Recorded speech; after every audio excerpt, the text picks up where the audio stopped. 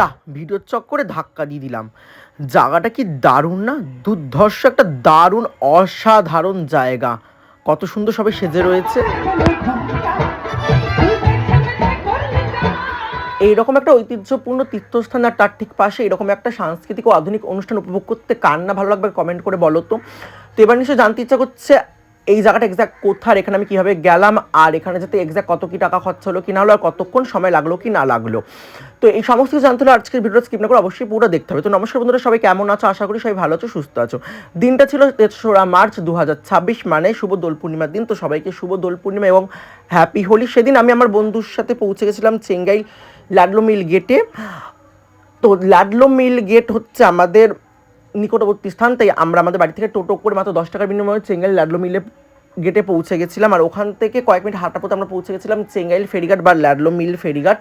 তো ওখান থেকে মাত্র 10 টাকার বিনিময়ে আমরা নৌকো পার করতে করতে চেঙ্গাইল ফেরিঘাটের সৌন্দর্য উপভোগ করতে হতো, একই সাথে গঙ্গার মধ্যবর্তী সৌন্দর্য উপভোগ করতে হতো। তার সাথে জাহাজ আমাকে একদম সামনে দিয়ে দেখতে পেয়ে মনের মধ্যে খুব আনন্দ হচ্ছিলো, অ্যাট দ্য সেম টাইম খুব ভয় লাগছিলো, কারণ 19 থেকে 20 হলেই সব আনন্দ মাঠের গঙ্গার মধ্যে সাঁতার কাটতে হবে। তারপর যাই হোক, ভগবানের অশেষ কৃপায় আর দয়ায় আমরা গঙ্গাটাকে ভালো করে পার করি নৌকোর মধ্যে দিয়ে।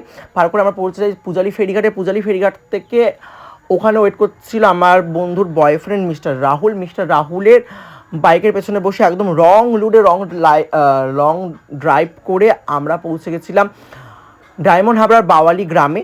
আর বাওয়ালি গ্রাম থেকে কয়েক মিনিট হাঁটা পথে আমরা পৌঁছে গেলাম বাওয়ালির গুপ্ত বৃন্দাবন ধাম, যেটা প্রায় 450 বছরের পুরাতন বৃন্দাবন ধাম।